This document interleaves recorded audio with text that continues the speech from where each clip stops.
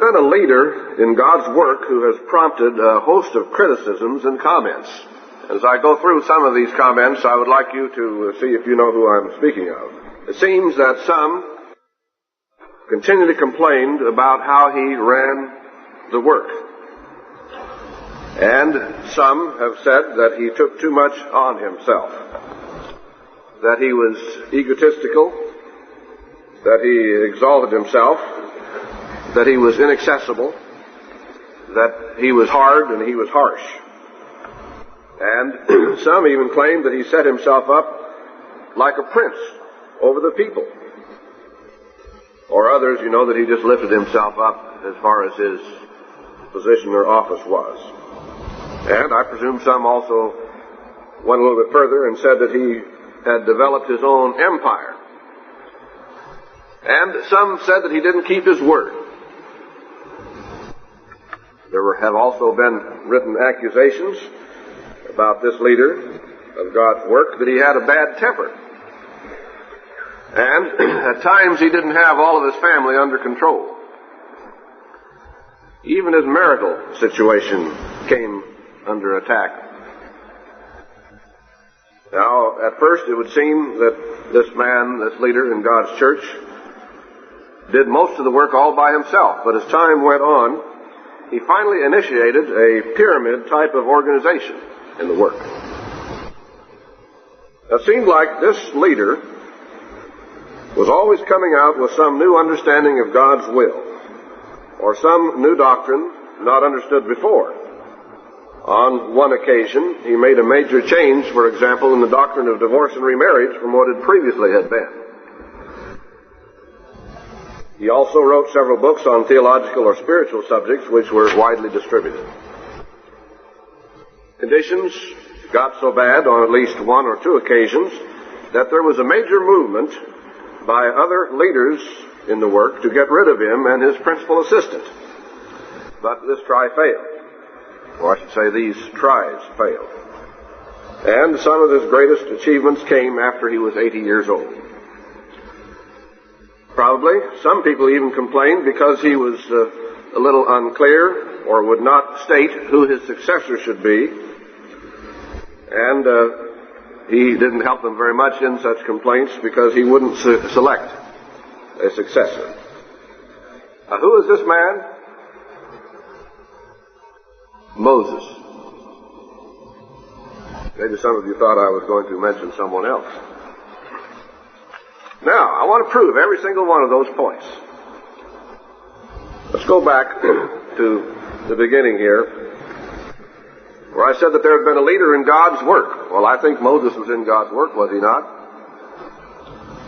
And I believe sincerely that he prompted a host of criticisms and comments, did he not? Or have you ever read the book of Exodus and Numbers and Leviticus and Deuteronomy? I won't go and prove every single one of these points. I assume that you've read the book because some of the answers are so obvious. It seems that some continually complained about how he ran the work.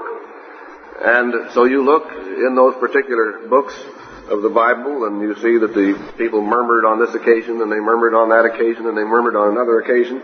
And I checked one concordance yesterday, and the word murmur or murmuring or murmured and so forth was used at least 21 times back in those particular books, those 4 books. Now, some said that he took too much on himself, and of course there are whole chapters on that subject. Let's turn to the book of Numbers, chapter 16, to one of the prime examples of this. And several of the points that I mentioned come from this book, of course, and this chapter, Numbers 16. And, in fact, later I'm going to refer possibly back to things in this chapter. Chapter 16, and starting at verse 1. Now Korah, the son of Izhar, the son of Kohath, the son of Levi, and Dathan and Abiram, the sons of Eliab, and On, the son of Peleth, sons of Reuben, took men. Now, when you check here the relationship, you'll see that apparently Moses and Aaron were cousins of this man Korah. And so he was sort of in the family, just being a cousin, and you know how familiarity sometimes breeds contempt. And they rose up before Moses with certain of the children of Israel, 250 princes. These were not, you see, rank and file members of the congregation, and that was the congregation in the wilderness, according to the book of Acts. But here were leaders now. Not, as I said, rank and file. Not people who had not had experience or were not involved in the organization or the government of the people at that particular time, but 250 princes of the assembly, famous in the congregation, men of renown. And they gathered themselves together against Moses and against Aaron and said unto them, "You take too much upon you." And that's what I said here to start with in this particular section. Some have said he took too much on himself. And here's where I get that from. Seeing all the congregation are holy. You see, we're all holy, we're all together, and so we ought to vote, we ought to have committees to decide these things, rather than you, Moses, deciding all of these things. Every one of them, and the Lord is among them. Wherefore then lift you up yourselves above the congregation of the Lord. So they're saying here, you lifted yourself up, you put yourself in that position. God didn't do it. And yet if you read the rest of the book of the Numbers, and also in particular the book of Exodus, you'll see that God placed him in the position that he was in. Now, I won't read all of the details here, because surely you have read them before several times. And in a few verses here, Moses says, in essence, why is it, that you want to take somebody else's job? Here you are Levites, and you're wanting now to have the priesthood, which in some sense, as you might say, was a higher calling. And they were apparently wanting to take over and to exalt themselves. And so Moses sent to some of these men to come up to see him, but they said, verse 12, "We will not." Verse 13, continuing what they say, "It is a small thing that you have brought us up out of the land that flows with milk and honey to kill us in the wilderness, except that you make yourself altogether a prince over us." Here is that place where I said, that some said that he was sort of like a prince over them. "Moreover, you have not brought us unto a land that flows with milk and honey, and given us inheritance of fields and vineyards. Will you put out the eyes of these men? We will not come up." Now, another thing that I mentioned was that they said he didn't keep his word. Well, here is that place. Because they're, in essence, saying at this particular point, you said you were going to take us into the promised land, into the land flowing with milk and honey, and here we are out here in the desert, in the wilderness, and we don't have any of these things. Therefore, Moses, you're a liar. Verse 15, "And Moses was very wroth." Now, we will have more to say about that a little bit later when we come to the next point after we finish this chapter. But here is one place where it says that Moses was very wroth or angry. And he said, "Respect not their offering." He says this now to God. He says, "I haven't taken one ass from them, neither have I hurt one of them." So Moses here is saying, "Well, I haven't taken anything from those people, and here they are accusing me of all of these terrible things." Sure, you know what happened here over the next middle part of the chapter, that this man Korah and those with him were swallowed up by the ground and died and perished. Let's go on, though, to verse 41 to see now the general attitude of the people even after this had happened. You'd think, when they saw that, they'd realize, well, that's God's judgment. Those people were wrong, and therefore we should worship God and respect Moses. But on the morrow, all the congregation of the children of Israel murmured against Moses and against Aaron, saying, "You have killed the people of the Lord." Moses, you opened up the earth, and you threw all those people down in there, and then you closed it up again. Well, on one occasion, and I don't know if we'll take time to read it, they were even taking up stones to stone Moses and Aaron. In verse 49, we see now that 14,700 people died of a plague that came to God as a result of this rebellion of these 250 people and their leaders, and also some of the other people that sort of got in the same attitude and followed. So I think that it's very clear there from this that the comments that I made that he took too much on himself were taken right out of the Scriptures, and that he supposedly exalted himself, which we saw, that he was inaccessible, and when you consider a congregation of 2.5 or 3 million, however many there were, and that, as we'll see a little bit later, they had a sort of a pyramid type of organization or government, who was it that got to speak to Moses? I don't suppose very many did, because Moses was only one man and he couldn't talk to very many people. And they thought he was hard and harsh. Why? Because he didn't do what they wanted sometimes. Now, let's go on and cover this subject next about the temper of Moses. I read to you Numbers 16, verse 15, but let's turn to another one or two. Exodus 32 is another example. Exodus 32. And notice starting in verse 19. This is the time now when Moses had been up on the mount for 40 days and 40 nights. And as he came down from the mount, he saw the dancing and so forth. Verse 19, it came to pass, as soon as he came nigh or near unto the camp, that he saw the calf. This is the golden calf they had made, and the dancing. And Moses' anger waxed hot, and he cast the tables out of his hands and broke them beneath the mount. Now, as he was so angry, he took these very precious stones that God had cut out with his own hands, and on which he had written the 10 Commandments, and he threw them to the ground. That's how mad he was, as we would say, mad or angry. Then let's notice chapter 31 of Numbers. Numbers 31. Numbers 31 and verse 4. I'm sorry, that's not the right verse. I have to skip that one. I've got the wrong text there. There are some others anyway, but at least those two I think should be sufficient to show you that Moses sometimes could get angry. Now, I said that sometimes he didn't have his whole family under control. Let's notice the scriptures. There are a couple of scriptures that relate to this. First, Exodus, the 4th chapter. Exodus 4 and verse 25. Now, this is the occasion when Moses and his family were traveling from the Sinai Peninsula, from the Mount of God, back over to Egypt. In chapter 4, in verse 25, maybe I should read verse 24. And it came to pass by the way in the end that the Eternal met him and sought to kill him. Then Zipporah, that's Moses' wife now, took a sharp stone and cut off the foreskin of her son and cast it at his feet and said, Surely a bloody husband are you to me.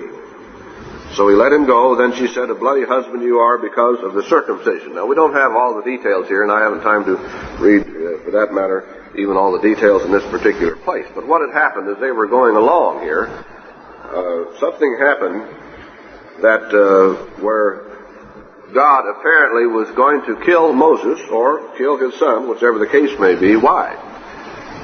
Because of, apparently, in this case, rebellion or disobedience. Because God had commanded, back even before this time, to Abraham that all of the males of Israel were to be circumcised. Of course, at that time there was no Israel, but that came a little bit later. In other words, the descendants of Abraham were supposed to be circumcised. And Moses undoubtedly knew this. And he had not circumcised his children. Why didn't he circumcise his children, his 2 sons? Well, it would seem like because of his wife. And his wife, for whatever reason, thought maybe that was a pagan rite, or it was horrible, or it was this, that, or the other thing, and she wasn't going to permit that in her family. So her 2 sons weren't circumcised, and apparently Moses wasn't able to, at that particular point, to rule his house, his family. And so here the sons remained uncircumcised, and so God now was going to take drastic action, and Moses and Zipporah both knew why. And so finally, Zipporah said, well, I'm going to go ahead and do this dirty, wicked deed myself then, because she says, you're a bloody husband to me, to cause me to do such a thing as that. So I would think from that it would indicate that Moses sometimes did not have his family under proper, under proper control, if that's the right word. Maybe that's not quite the right word. But at this particular point, apparently, and of course the Scripture doesn't tell us for sure, but apparently at this point, the family problem became so great that Moses sent Zipporah back home. Now let's turn to chapter 18 and turn to verse 2 of chapter 18. And I might say that in the meantime now, all of the succeeding chapters, while Moses was down in Egypt, doing all of the things that were done down there in the succeeding chapters, and the time also of the children of Israel coming out of the land of Egypt, going through the Red Sea, and so forth, all during that time, nothing is mentioned of his wife Zipporah. Let's turn to verse 2 now of chapter 18. Then Jethro, Moses' father-in-law, took Zipporah, Moses' wife, after he had sent her back. And it would seem like the time that he sent her back was the time that we just read about. That would be the logical time anyway, that he would send her back because of this family problem that they had. And he brought the sons, and Gershom and Eleazar and so forth. And so it seemed from that Moses didn't do an excellent or always do the right kind of a job as far as his family is concerned. I said next that even his marital situation came under attack. Let's turn to chapter 12 of Numbers for that. And you ought to know what I'm going to refer to here. Numbers chapter 12. And Miriam and Aaron spoke against Moses because of the Ethiopian, or better translated, or maybe more properly translated, Cushite woman whom he had married. For he had married an Ethiopian or Cushite woman. Now we don't know exactly who this Cushite woman was. Some have said, well, this is talking about Zipporah. But she was not a Cushite woman, at least from the Bible basis, because she was a Midianite. Unless maybe she was living in Midian and had descended from Cush, I don't know. But at least it would seem like she was Midianite. And the Midianites descended from Abraham through Keturah and not through Cush, who was what? The son of Ham, who was the son of Canaan, I guess, who was the son of Ham, who was the son of Noah. So we see in this particular place that even in the family there was criticism about Moses and his marital situation.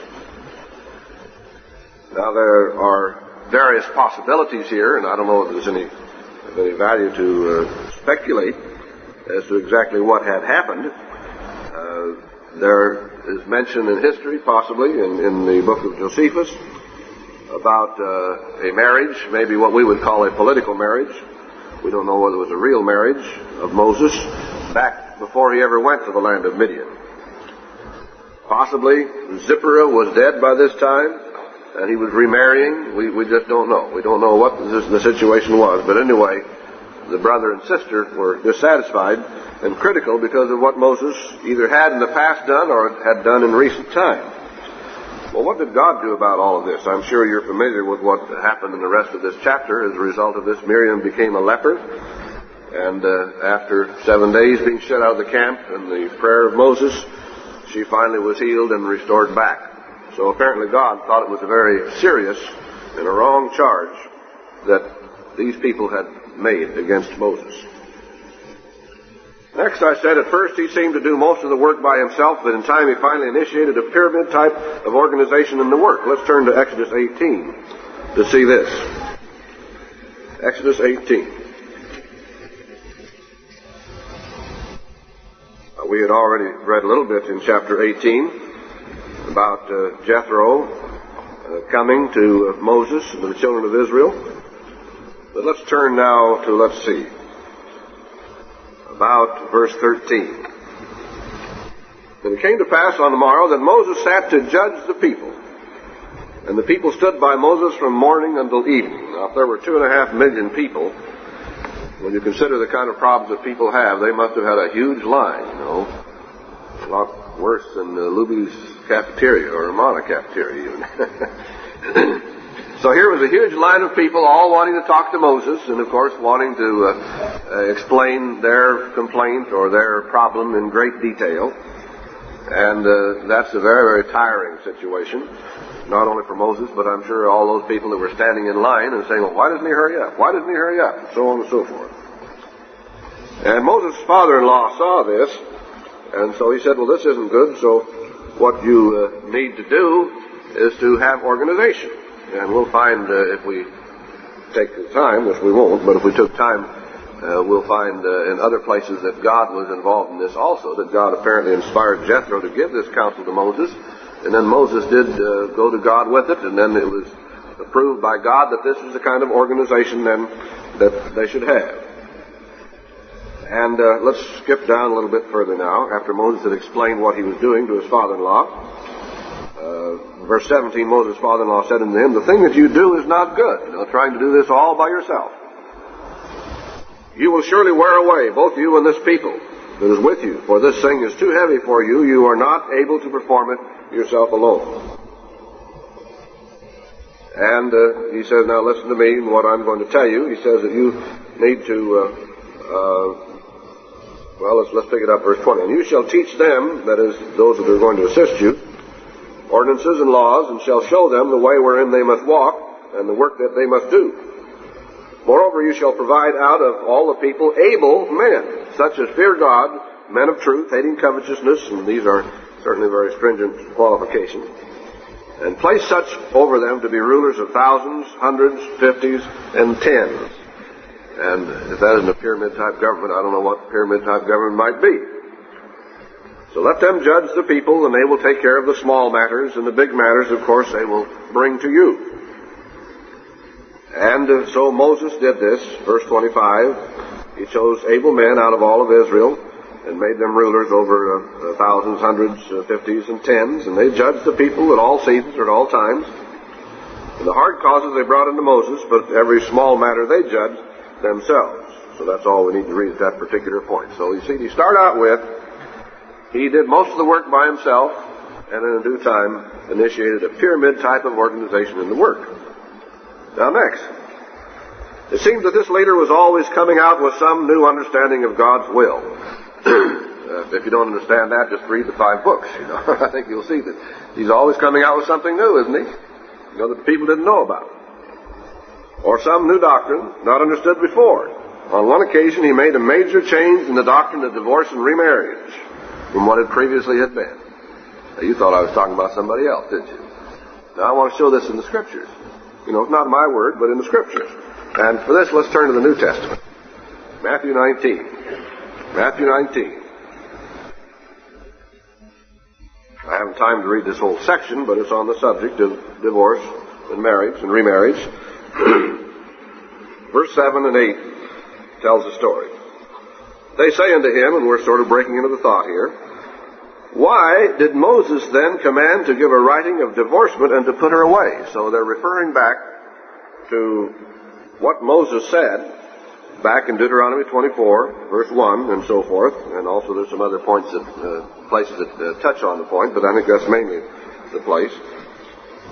And telling that under certain conditions they could divorce. And so they say, why did Moses do this? Now here's what Christ said.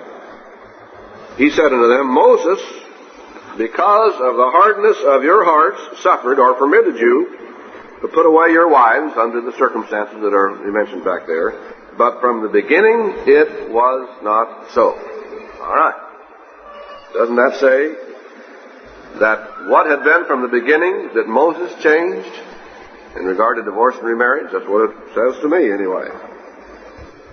Next, I said he wrote several books on theological or spiritual subjects, which were widely distributed. They're called Genesis, Exodus, Leviticus, Numbers, and Deuteronomy. Sometimes called the Law, sometimes called the Pentateuch. Next, I said conditions got so bad on at least 1 or 2 occasions that there was a major movement by other leaders in the work to get rid of him and his principal assistant. Now, I read to you a little bit from chapter 16 of Numbers, where that took place, because, there were 250 other leaders or princes in addition to Korah and Dathan and Abiram and so on. And I also mentioned that this try failed. Now let's notice another one in chapter 14 of Numbers. Numbers 14. Numbers 14. On this particular occasion now, this was after the 12 spies had gone into the promised land and made their tour. They'd come back and reported, and the tales from 10 of the spies was unfavorable, and only 2 of them were favorable. The 2 from Joshua and Caleb. And Joshua and Caleb said, we can go in and take the land, and it's a wonderful and a beautiful land. And the others said, that there are giants in the land, and they have great walled cities, and we'll never be able to take all those people. And so the people then decided they didn't want to go into the land of Palestine or the land of Canaan after all. Verse 1 of chapter 14, and all the congregation lifted up their voice and cried, and the people wept that night. And all the children of Israel murmured, here's one of those many places, murmured against Moses and against Aaron, who was, I think you would say, his chief assistant, would you not? And the whole congregation said unto them, would God that we had died in the land of Egypt, or would God we had died in this wilderness? And wherefore has the Eternal brought us unto this land, to fall by the sword, and our wives and our children should be a prey? Were it not better for us to return into Egypt? And they said one to another, let's make a captain, let's select a new leader, let's elect a president, or let's elect an apostle, or let's elect a minister, or whatever you might want to say, and return back to Egypt. Well, this failed also as far as that's concerned. Let's notice 1 or 2 other things.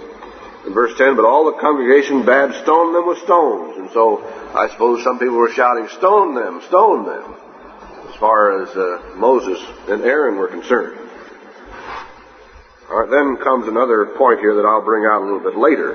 But the result of this was, of course, that God decreed that all of those people from 20 years old and under were going to die in the wilderness, and that they were going to wander in the wilderness for 40 years. And they'd already wandered about 2 of those years, so they had about 38 left.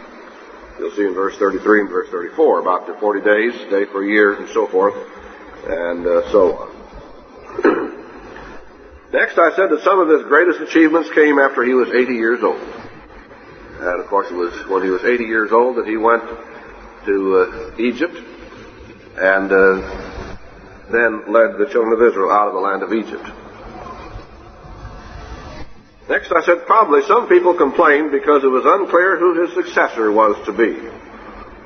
And he didn't help them much because he wouldn't select a successor. I'd like to turn to Numbers 27 in regard to this, about the leader in God's church. And some people murmur and complain and bellyache and criticize and so forth, doing exactly the same thing these carnal, rebellious Israelites did. We have some of their descendants among us, Numbers 27, verse 15. Some people think, Mr. Armstrong should appoint a successor. Well, Mr. Armstrong says he can't appoint a successor. That's not his responsibility. That's not his job. God's the one that has to do that. Now, if that were necessary, God would do it at the proper time, just as he did at the proper time back here. Numbers 27 and verse 15. And Moses spake unto the Eternal, saying, now at this time, you see, Moses was 120 years old, and he knew that he was going to die shortly, that he was not going to go into the promised land, and there's no successor.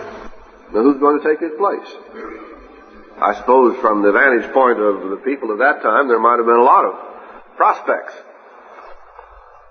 Moses spake unto the Eternal, saying, let the Lord, the God of the spirits of all flesh, set a man over the congregation, in other words, a man to succeed me, which may go out before them, and which may go in before them, and which may lead them out, and which may bring them in, and the congregation of the Lord be not as sheep which have no shepherd. And the Eternal said unto Moses, take you Joshua, the son of Nun. Now who selected Joshua? Moses didn't. God did. Moses could not. Moses didn't appoint himself. nor could he appoint his successor, because this was God's work, this was God's doing, only God could do that. Now, God made it known through Moses, but it wasn't the selection of Moses. Now, maybe I presume Moses agreed wholeheartedly with God's choice, but God was the one that made the selection. Take you Joshua the son of Nun, a man in whom is the Spirit, and lay your hand upon him, and set him before Eleazar the priest, before all the congregation, and give him a charge in their sight, and you shall put some of your honor upon him, and all the congregation of the children of Israel, that all the congregation of the children of Israel may be obedient, and so forth. And so then that's what Moses did. Now, we have seen some of the things that Moses was accused of, some of the things that Moses accomplished, but let's learn a little bit more now about this man Moses. First, I want to point out some of the more human failings of this man Moses. Some of them we have seen already, and some I'll refer back to again maybe. Some of them maybe you haven't thought of. I won't turn to this one, but you all know it. In Exodus, the 2nd chapter, verse 11 through 14, you'll see that Moses committed murder.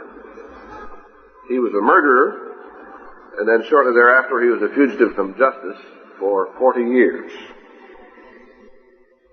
Next, let's turn to the book of Numbers again, and chapter 20.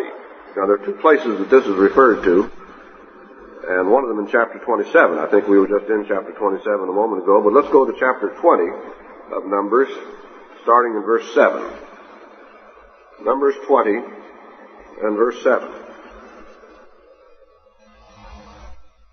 And the Eternal spake unto Moses, saying, now this is the time when they had come to Meribah, and there was no water. Verse 2. And the Eternal spake unto Moses, and I want you to watch now real carefully what God's instructions are. Take the rod. This is the rod now that Moses had when he was down there in Egypt, when those great miracles were performed. At least I presume it was the same rod. Take the rod, and gather you the assembly, or we might say the church, because the word assembly or congregation or church are all synonyms. Gather you the assembly together, you and and Aaron your brother, and speak you unto the rock. Now notice what it says, speak you unto the rock before their eyes, and it shall give forth his water. And you shall bring forth to them water out of the rock. So you shall give the congregation and their beasts or their animals drink. And Moses took the rod from before the Eternal as he commanded him, and Moses and Aaron gathered the congregation together before the rock. And notice what he did. He said unto them. Now what did God say? God said, you speak to the rock. Hear now, you rebels. And I think by reading the whole story, they were rebels all right. God knew it, and Moses knew it, that they were rebels. But he says, hear now, you rebels. It sounds to me like Moses now had the last straw, so to speak. He had come to, I guess, maybe his sticking point in regard to this rebellious, stiff-hearted, stiff-necked Israelites. Hear now, you rebels, must we, Moses and Aaron, must we fetch you water out of this rock? Well, now, how was he going to fetch water out of that rock? By himself. And Moses lifted up his hand, and with his rod he smote the rock. Now, where did God say to smite the rock? God didn't. What did God say? He says, take the rod, gather you the assembly together, you and Aaron your brother, and speak unto the rock. He wasn't speaking to the rock, he was speaking to the people. God didn't tell him to hit the rock, but he hit it how many times? Twice. Now, he hit it once. Why did he do it twice? Well, he hit it once and nothing happened, I presume. And so he did it twice. And I imagine after he hit it the first time and the water didn't come out, I imagine he just sank right down, and all of a sudden he realized, I've made a terrible blunder here. And the water came out abundantly. And the congregation drank, and their beasts also. And the Eternal spake unto Moses and Aaron, and says, because you believe me not. Now, Why was it, or how was it, that Moses didn't believe God? You see, God says do it this way, and Moses did it a different way. Now you think, well, if God told me to do such and such, I'd do it. Is that what you've been doing? When you read in the book and it says do this, is that what you always do? Moses didn't do what God said. You want to throw stones? You live in a glass house, remember. Because you believe me not to sanctify me in the eyes of the children of Israel. No, he didn't say, now, rock, by God's command, bring forth water, or whatever else he might say. He didn't do that. So that, we read what he did. Therefore you shall not bring this congregation into the land which I have given them. And so forth. Now we can read more of this story from God's point of view in the 27th chapter. Numbers 27 and verse 14. This was after Aaron had died and Miriam had died. Now it's about time for Moses to die, and we had read a little later in this chapter about God's selection of Moses' successor. But here's what God now says, referring back to the event we just read about in chapter 20. For you rebelled against my commandment in the desert of Zin in the strife of the congregation to sanctify me at the water before their eyes, that is, the water of Meribah and Kadesh in the wilderness of Zin. So God says now he rebelled against him. How do you rebel against God? You just don't do what he says. That's all. That's rebellion. And Moses rebelled on this particular occasion. Now, have you ever rebelled against God? And God says do this or don't do that, and you've done otherwise? I dare say every single one of us have. So, Moses made his mistakes. You don't find very many. But that's a pretty big one that he just made there. It was so big that God says you're not going to go into the land of promise because of what you did there. Moses was just like you and me in another sense.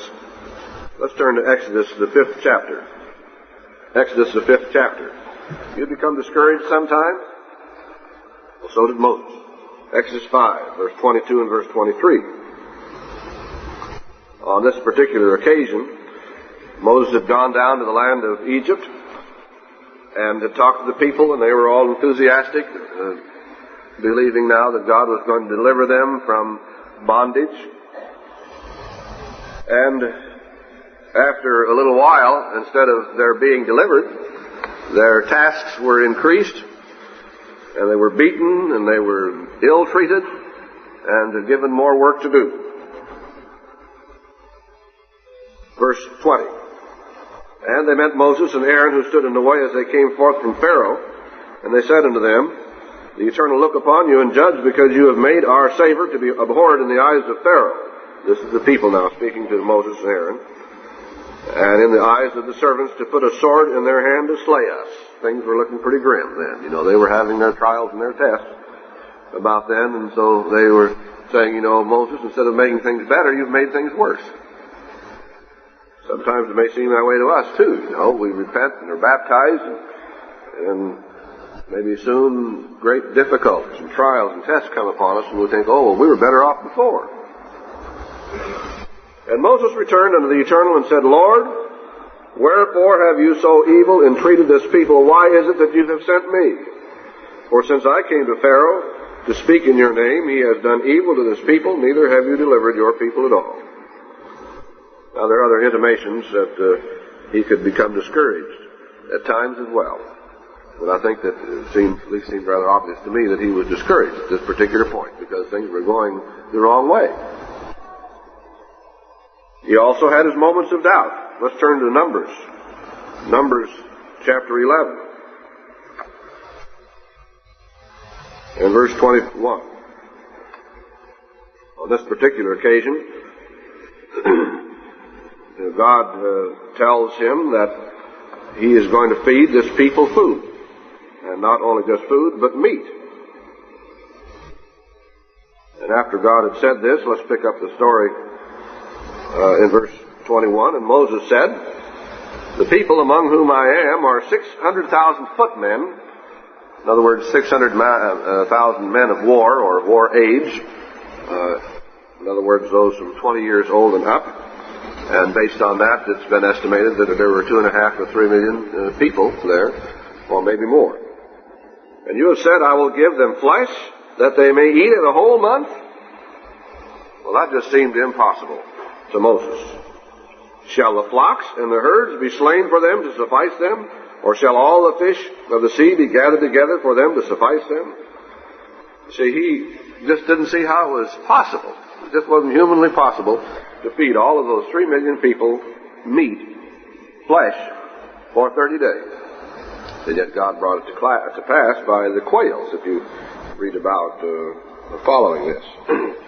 And when you see how many quails came and how much they gathered, it's just an incredible amount of quail that came. So from this, I think you can see that he had his moments of doubt, and he just couldn't quite see how it was that God was going to do what God said he was going to do. Now, in spite of some of these shortcomings that I have just referred to, I think it's very obvious that Moses was one of the greatest men who has ever walked the face of this earth. The Bible tells us in several places that he was a prophet. He is called the man of God. He is also called a lawgiver. He was also a worker of miracles with God's power. And you can read, for example, the plagues of Egypt, which I'm not taking time to read, which surely you all are familiar with. Now, let's notice some other things about this man Moses. Let's turn to the book of Exodus again, chapter 34. Exodus 34. And starting in verse 29. This is the occasion now when he spoke face to face with God. Chapter 34, verse 29. And it came to pass when Moses came down from the mount, after he had been up there in the mount talking to God, with the 2 tables of testimony in Moses' hand, when he came down from the mount, that Moses wist not or did not know that the skin of his face shone while he talked with him. And why was it that this happened? Well, it's because he had been with God and talked to him face to face. And we'll see more of the details of that very shortly. And the people were afraid to come close to him because of this, as you see in verse 30. And then in verse 33 we find that Moses put a veil over his face to hide this shining from his face so that the people then could talk with him. Now, go back to chapter 33, the previous chapter. We'll see some of the details about this. Verse 11, And the Eternal spoke unto Moses face to face, as a man speaks unto his friend. Now, usually when God has spoken to people down through the millennia, he has spoken by visions or by dreams or through his prophets. Of course, Moses was a prophet, but you don't very often find where God spoke face to face, especially in the manner that he did here with Moses. And he turned again into the camp, but his servant Joshua the son of Nun, a young man, departed not out of the tabernacle.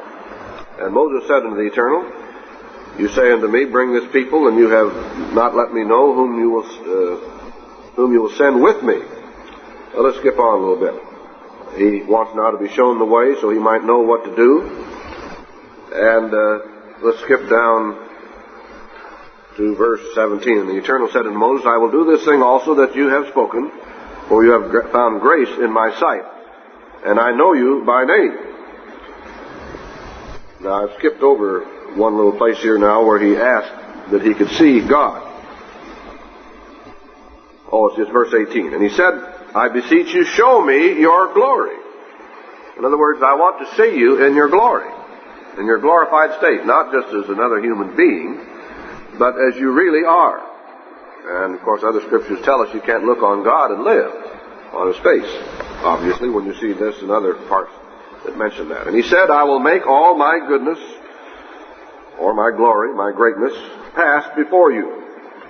And I will proclaim the name of the Eternal before you, and will be gracious to him to whom I will be gracious, and will show mercy on him on whom rather I will show mercy. And he said, You cannot see my face, for there shall no man see me and live. And the Eternal said, Behold, there is a place by me, and you shall stand upon a rock. And it shall come to pass, while my glory passes by, that I will put you in a cleft of the rock, or I guess we would call it sort of a cleft, and I will cover you with my hand while I pass by, and I will take away my hand, and you shall see my back, or my back parts, but my face shall not be seen. And so that's what happened, and as a result of that, we saw in the next chapter, chapter 34, how that his face shined as a result of this exposure to God himself. Now let's notice in the New Testament where this is referred to again. 2 Corinthians 3. 2 Corinthians 3. And verse 7. He talks here now about the ministration of death, or the administration, we might say, of death, which Moses had. Written and engraven in stones, was glorious, so that the children of Israel could not steadfastly behold the face of Moses for the glory of his countenance, which glory was to be done away, and so on. So it is referring back again to that glory on Moses' face, when his face shone when he came down from the mount. And then again in verse 13, and not as Moses, which put a veil over his face, that the children of Israel should not steadfastly look to the end of that which is abolished, and so on. Just a couple of references to the fact that his face shone brilliantly from being in God's very presence. Now, you don't read that about anyone else in the whole Bible. And yet here was this man Moses that was actually able to look on God in his glory, not at his face, but in his back. And that's the only account you'll find in the Bible of anyone doing that, of God showing his glory to any one individual. Let's notice another thing that Moses did. In the 9th chapter of Deuteronomy. This is mentioned in other places, but I have selected the place in Deuteronomy because in the same chapter we find two aspects of this. Deuteronomy 9 and verse 9. He's talking about the time when he went up to receive the tables of the covenant, the Ten Commandments. And in verse 9 he says, When I was gone up into the mount to receive the tables of stone, even the tables of the covenant which the Eternal made with you, then I abode in the mount 40 days and 40 nights. I neither did eat bread nor drink water. So he didn't eat bread nor drink water for 40 days or 40 nights. Then he came down. The people had turned to idolatry, as we read at least briefly about earlier. And he became angry. He threw those tables on the ground and broke them. And very shortly, we don't know exactly how long, but probably just a matter of a few days, maybe a week or so, he went back up on the mount. Then in verse 18, he tells a little bit about that. And I fell down before the Eternal as at the first. That is the time he had referred to in verse 9. 40 days and 40 nights. So now he is back there and he does this 40 days and 40 nights again. I did eat neither bread nor water because of all your sins, and so forth and so on. So here is a man who fasted twice for 40 days and 40 nights. And some of us have trouble in fasting a few hours or a day or so. Another point, and I read some things from this chapter before, but I want to go back now and read something I did not read in chapter 12 of Numbers. Numbers 12. This is the occasion now when Miriam and Aaron spoke against Moses because of the Cushite woman that he had married. And verse 3, this is written in the Scriptures, Now the man Moses was very meek. Now, do you think that Aaron and Miriam thought he was very meek? I doubt they did, or they wouldn't have made this charge against him. Do you think that Korah and Dathan and Abiram and those 250 princes of the congregation, do you think they thought that Moses was meek? No, they thought he was exactly the opposite. It says, above all the men which were upon the face of the earth. And I don't remember of another single person in the Bible, with the exception of Christ, of course, where the Bible speaks of them as being so meek. Here was a man that was possibly the most meek man, except for Christ, who has lived and died on the face of the earth. And yet the people thought he was exactly the opposite, so many of them. Now there's something else we might notice in Deuteronomy 34 in regard to this as well. Now this doesn't necessarily speak about that aspect of his character about his being meek, but we find now sort of a summary of Moses after his death. Let's start reading in verse 10. This is after he died now. Verse 10, and there arose not a prophet since in Israel. Now, he's called here a prophet. And at the time of the editing or the final writing of the book of Deuteronomy, it says, there's never been a prophet like him since in Israel, like unto Moses, whom the Eternal knew face to face. And in all the signs and the wonders which the Eternal sent him to do in the land of Egypt, to Pharaoh, and to all his servants, and to all his land, and all that mighty hand, and all that great terror which Moses showed in the sight of all Israel. So here we find a little bit more about the character of this man Moses, and what he did, and what happened to him and what he did was a rather singular experience that did not happen since in his relationship with Almighty God. Now let's notice a few scriptures even in the New Testament about this great man Moses. First in the book of Hebrews. The book of Hebrews. And chapter 3. In this particular case, it's emphasizing, of course, Christ and his role and his relationship to God's people. He's called in verse 1 the apostle and high priest of our profession, Christ Jesus. Verse 2, who was faithful to him that appointed him. That is, Christ was faithful to him that appointed him. In this case, the Father appointed him. As also Moses was faithful in all his house. All right, so he shows that Christ was faithful just like Moses was faithful, comparing Christ to Moses. And if we had time, we would have gone back maybe and also read how that Moses prophesied of one who would follow that was going to be like him, another prophet, speaking of Christ. But here it says he was faithful in all his house, and yet we've seen some of the mistakes that Moses made. There weren't many, but there were some. And yet when it was all over and done, especially after Moses saw his error and repented, then it stated of him that he was faithful in all his house. So let's turn down now to another chapter. It does mention this, though, another place here. Let me find where that is. Oh, in verse 5, that's what I wanted to come to. And Moses verily was faithful in all his house as a servant for a testimony of those things which were to be spoken after. This whole little section here now refers to Christ and also his comparison with Moses. Now to chapter 11 of Hebrews. Hebrews 11. This is, of course, that very familiar faith chapter of the Bible. Hebrews 11.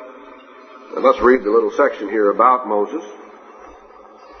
And we'll start in verse 23. Even though, to start with, it's not talking about him personally so much as it is his parents. By faith, Moses, when he was born, was hid 3 months of his parents, because they saw he was a proper or a goodly child, and they were not afraid of the king's commandment.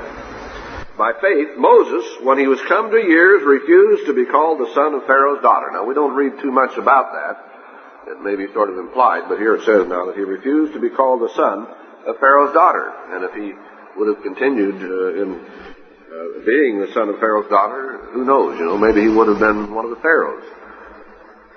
Choosing rather to suffer the affliction with the people of God than to enjoy the pleasures of sin for a season, esteeming the reproach of Christ greater riches than the treasures of Egypt, for he had respect unto the recompense of the reward. By faith he forsook Egypt. It took an awful lot of faith for him to do the things that he did when he came out of the land of Egypt. He was treading, you might say, new territory. He was doing things that had never been done before. And some of those he mentions next, but let's continue on here. For he forsook Egypt, not for fearing the wrath of the king, for he endured to seeing him who was invisible. Through faith he kept the Passover. Now there'd never been a Passover before that time. That was the very first Passover. No one else had kept any Passover. And here now God says, keep the Passover, and so Moses did it, and he explained it, you see, to all the people as to how they were to do it. some newfangled doctrine that Moses came up with here, some I suppose would say. He kept the Passover. That took a lot of faith, doing something new that had never been done before. And the sprinkling of blood, lest he that destroyed the firstborn should touch them. By faith they passed through the Red Sea. And I presume that took quite a bit of faith too. If you saw a wall of water on your right hand and on your left, as it says in the Scriptures, I suppose that would have taken a lot of faith for him and also for the children of Israel. Which the Egyptians are saying to do, or trying to do, were drowned. By faith the walls of Jericho fell down. Well, that goes into another thing there. That goes beyond the time of Moses. Well, it took a lot of faith, to lead all of those people out of the land of Egypt. It's just almost like, if there was some great spiritual leader that would rise up in the city of Houston, and he would lead all of the people of Houston way out in the desert somewhere. That's about how many people were involved in this. That took a lot of, some people would say, guts. It took a lot of faith. It took a lot of trust in God to do that. But this man, filled with God's Spirit, did just that. Now, let's go back to another aspect of Moses and what happened to him and what he did. Numbers 14. Let's turn to Exodus 32. They're both along the same subject. Exodus 32. And maybe we should get the context here. This is the time now when the golden calf had been made. Moses was still up on the mount, and God told him a little bit of what had happened. You notice that in verse 7 and 8. And verse 9, and the Eternal said unto Moses, I have seen this people, and behold, it is a stiff-necked people. Now therefore let me alone, that my wrath may wax hot against them, that I may consume them, and I will make of you a great nation. So God says here, they've rebelled against me, they have not obeyed me, so I'm going to destroy the whole lot of them. And I'm going to make of you a great nation. Now here was Moses' golden opportunity. And so Moses could say, yes, God, go ahead and do that, and so now, I'm going to be the father of the faithful. I'm going to be the one from whom all the promises are going to be fulfilled, and so on and so forth. And Moses besought the Eternal his God and said, Lord, why does your wrath wax hot against your people which you have brought forth out of the land of Egypt with great power and with a mighty hand? And then he went on to say what would happen now if God did this, and then the nations round about would say, well, God couldn't do what he said he would do. And so God changed his mind. So actually this man, Moses, on this occasion, changed God's mind. If you can imagine that. Now, a similar experience in the 14th chapter of Numbers. Numbers 14. Verse 12. This is a later time when they decide we want to make us a captain and return to Egypt. Remember we saw that in verse 4. And now about verse 12. Well, let's pick it up in verse 11. That's the beginning of the paragraph. And the Eternal said unto Moses, how long will this people provoke me? And how long will it be ere they believe me for all the signs which I have showed among them? I will smite them with the pestilence and disinherit them, and I will make of you a greater nation and mightier than they. And Moses said unto the Eternal, then the Egyptians shall hear it, for you brought up this people in your might from among them. And they will tell it to the inhabitants of this land, for they have heard that you Eternal, are among this people, that you, Eternal, are seen face to face, and that your cloud stands over them, and that you go before them by daytime in a pillar of a cloud and in the pillar of fire by night.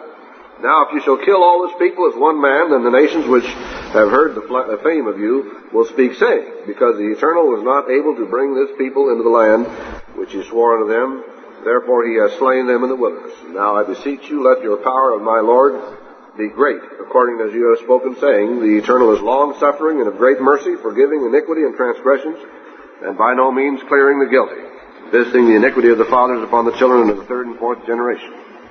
Pardon, I beseech you, the iniquity of this people according to your greatness of your mercy, and as you have forgiven this people from Egypt even until now. And the Eternal said, I have pardoned according to your word. Now, on this particular occasion, he prayed for the children of Israel, and God spared their lives. And did they appreciate it? They continued right on in their murmuring and their complaining, didn't they? All right, now I would like to turn over to one of the Psalms. The 90th Psalm.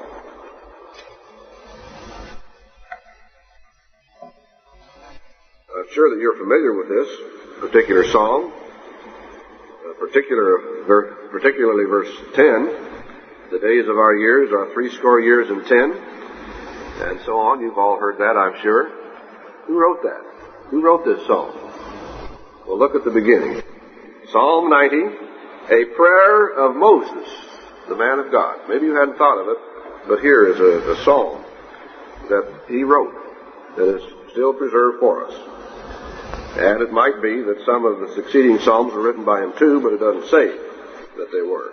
Some of them, you know, are psalms of David. You'll find them, say, starting in chapter 101. Again, the Psalm of David. Psalm 103 is the Psalm of David. So at least we have that one psalm. And I'm familiar, at least part of it is familiar to everyone. Even people who aren't familiar with the Bible, as far as that's concerned, have heard certain things about Psalm 90, written by Moses. Let's read also, or notice also, the book of Revelation. Revelation chapter 15. You read about Moses just about from the beginning to the end of the Bible. 15 verse 3. This is speaking now of the angels having the 7 last plagues. And there is a song now, verse 5. And they sing the song of Moses, the servant of God, and the song of the Lamb. And it goes on and tells a little bit about that. So here, even in the book of Revelation, we read about some of the sayings or the writings of the songs of Moses. And Matthew 17. Matthew 17.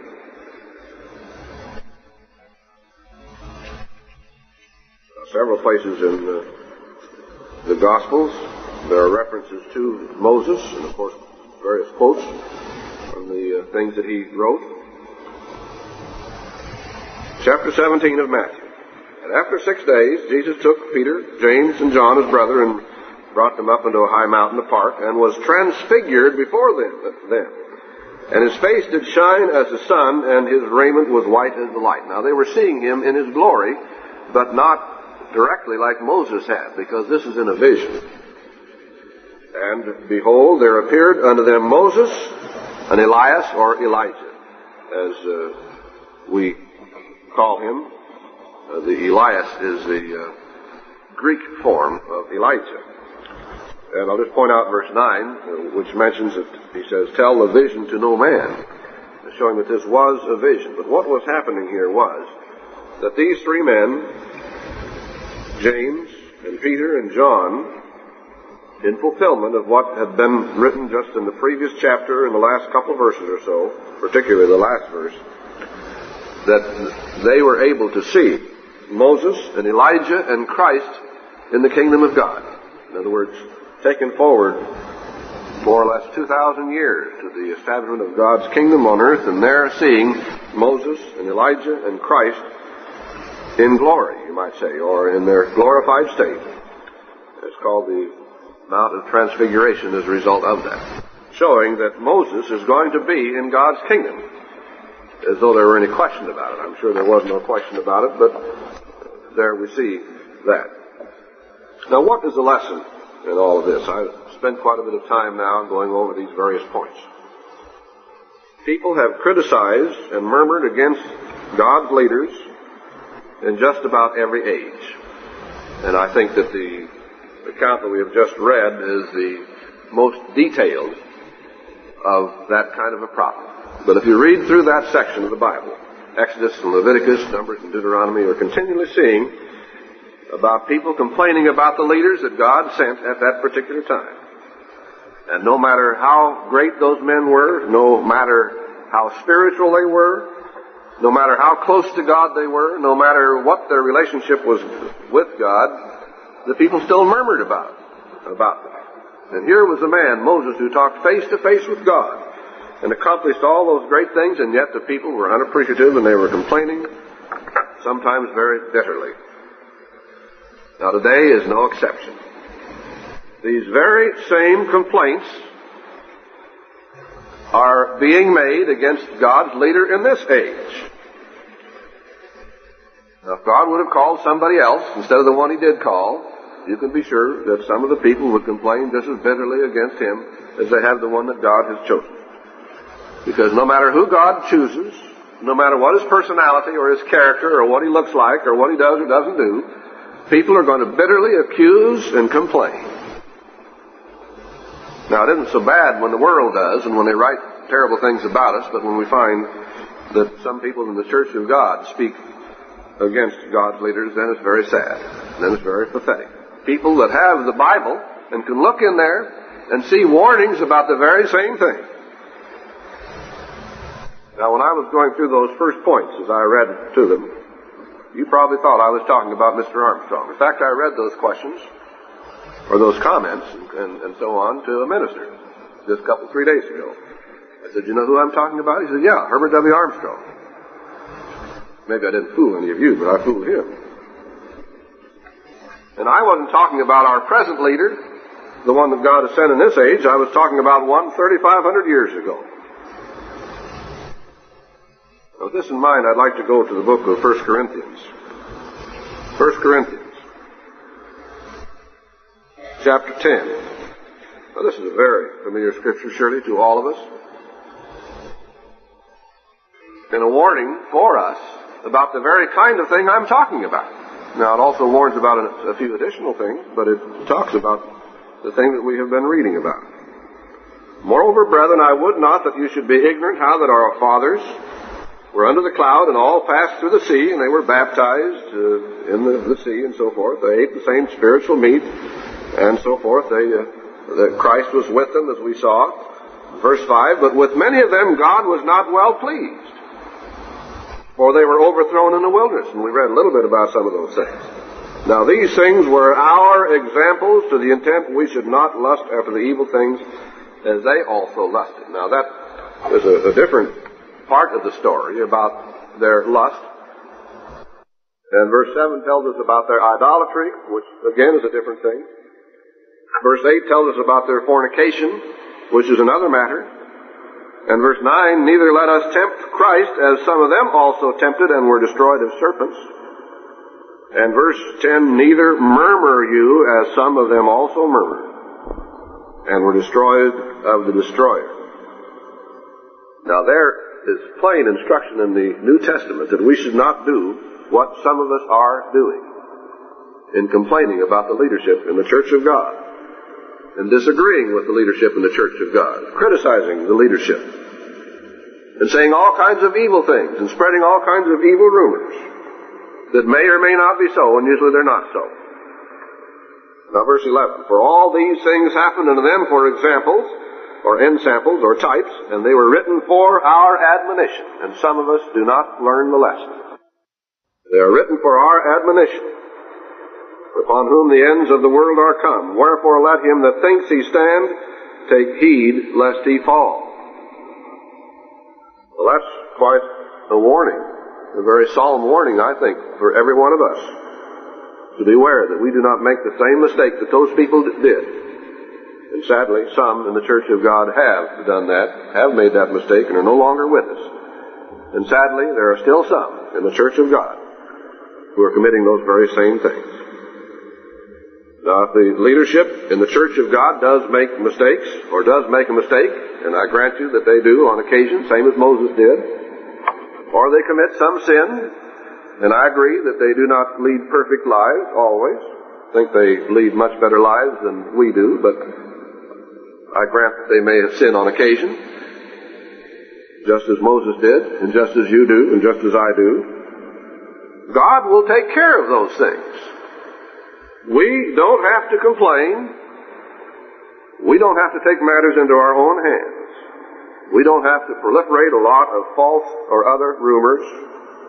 Rather, we need to hold up the hands of the leaders that God has sent, just as they did Moses' hands on one occasion. I'm sure you remember that particular occasion where Aaron and Hur held up the hands of Moses. Brethren, let's hold up the hands of the leaders in God's church instead of making the terrible mistake that those carnal Israelites did 3,500 years ago.